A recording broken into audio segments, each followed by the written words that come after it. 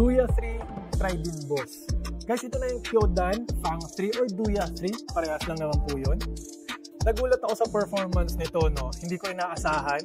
Almost Kobe-like siya na sapatos. Siya po ang parang Kobe na sapatos ng Kyodan.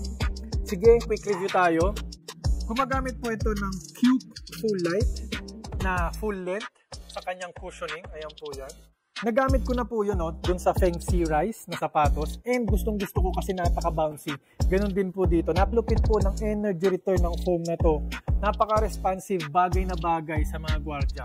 You will feel quick, you will feel fast. Plus, speaking of energy return, ito po, meron po siyang torsion plate. Yan po na kinatawag nilang QTBS. At the same time, no, ang kagandahan yan, arch support na rin yan. Ayan, no? So, sa mga flat-footed natin, mga kaboners dyan, covered na po kayo nito. And yung support, guys, top-notch yung support nito, no? Tingnan nyo naman yung TPU plate dito sa may forefoot. Napakaganda po ng lateral containment niyan. Gumagamit pa ng Q upper lock. Kasi po yung uppers nito, no, kakaiba yung uppers niya. More on infused uppers po siya. Maraming infusing. So, durable. Kahit mag-toe drag kayo, okay na okay po kayo dito. Plus, for me, yung pinakamalupit, itong Fang, itong family na to, kaya sa tinawag na Fang dahil dito sa TPU heel counter nandito sa likod. Grabe guys yung support dito, grabe yung lockdown sa heel counter. Iwas tapilok po talaga. High quality pala to talaga, no? Kaya naman marami ang nagre-request sa akin ito, marami ang nagtatanong, marami ang curious. Kasi hindi lang siya puro itsura.